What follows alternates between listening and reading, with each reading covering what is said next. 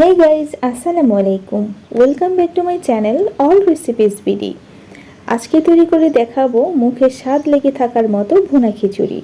চলুন ভিন্ন স্বাদের এই ভুনা খিচুড়িটি কিভাবে তৈরি করতে হয় দেখে নেই। আর এই ভুনা খিচুড়ি তৈরি করতে আমাদের লাগবে পোলাওর চাল। চালটাকে ধুয়ে পরিষ্কার করে পানি ঝরিয়ে নিয়েছি। আর এর মধ্যে দিয়ে দিব এখানে ডাল। এখানে দিয়েছি মসুর ডাল এবং মুগ ডাল হাফ পরিমাণ করে। আর দিয়েছি পেঁয়াজের পরিমাণটা এখানে একটু বেশি লাগে। এখানে 1 কাপ পরিমাণ পেঁয়াজ কুচি দিয়েছি। আর দিয়েছি কাঁচামরিচ, হলুদের গুঁড়া, মরিচের গুঁড়া। আর দিয়ে দিব এখানে ভাজা জিরার গুঁড়া। এখন দিয়ে দিব এখানে কাঁচা জিরাটাকে আমি একটু শিলপাটায় বেটে নিয়েছি, সেখান থেকে হাফ চা চামচ পরিমাণ দিয়ে দিচ্ছি।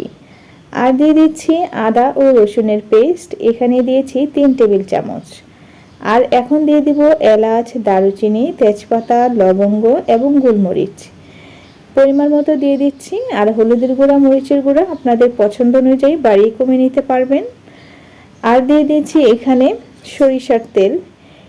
এই খিচুড়িতে চেষ্টা করবেন সরিষার তেল দিতে, এতে করে এটা স্বাদ ঘ্রাণ দুটোই ভালো আসবে।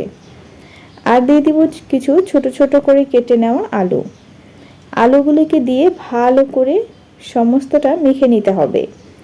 এমনভাবে মাখাতে হবে যাতে করে সমস্তটার গায়ে, মানে চাল এবং ডাল এবং আলু এর গায়ে গায়ে ভালো করে মশলাগুলো লেগে যায়। আর এখন দিয়ে দিয়েছি লবণটাকে এখানে স্বাদ অনুযায়ী নিয়ে নিতে পারেন। যেহেতু সরিষার তেল, তাই লবণের পরিমাণটা একটু বুঝে দিবেন। তো ভালো করে মেখে নিচ্ছি। তো মেখে নেওয়া হয়ে গিয়েছে। এভাবে আমরা রেখে দিব 5 মিনিট। তারপর আমরা একটি হাঁড়ির মধ্যে, চাইলে কিন্তু আপনারা যেই হাঁড়িতে এই খিচুড়িটা রান্না করবেন সেই হাঁড়িতেই কিন্তু মেখে নিতে পারেন। তো ভালো করে মেখে নিতে হবে। তো মেখে নেওয়ার পর আমরা এই যে বাটির মধ্যে আমরা এই যে চাল ডালটা মিক্স করেছি, তো এখানে মশলাগুলো লেগে আছে, তো এগুলো আমরা নষ্ট করতে চাচ্ছি না, তাই তাকে ধুয়ে ভালো পরিষ্কার করে এর মধ্যে দিয়ে দিচ্ছি।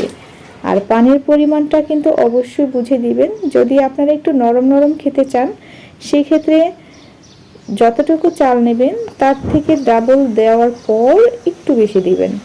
আর যদি ঝরঝরে ভুনা খিচুড়ি খেতে চান, একটু ময়েস্ট থাকবে সেরকম, তাহলে পানি যতটুকু, চাল যতটুকু, পানি ততটুকু না নিয়ে ডাবল নেবেন। ডাবল থেকে প্রয়োজনে একটু কম দিবেন, তবে এর থেকে বেশি দেওয়া চলবে না।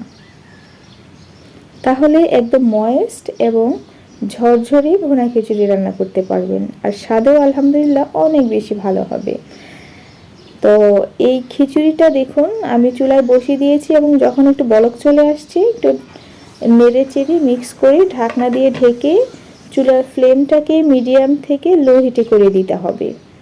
অন্যথায় কিন্তু এই যে খিচুড়িটা ঝরঝরে তো হবে না, মানে এটা চাল চাল রয়ে যাবে, শক্ত রয়ে যাবে। হ্যাঁ, তো সেই জন্য কিন্তু চুলার ফ্লেমটাকে মিডিয়াম টু লো হিটে রেখে দিতে হবে, এবং বারবার নাড়া যাবে না, টোটাল 2 থেকে 3 বার নেড়ে চেড়ে দিলেই যথেষ্ট। তো আমার খিচুড়িটা কিন্তু অলমোস্ট হয়ে গিয়েছে দেখুন। এখন এইটাকে দেখুন একদমই কিন্তু শুষ্ক রুক্ষ হয়নি, একদম ময়েস্ট হয়েছে।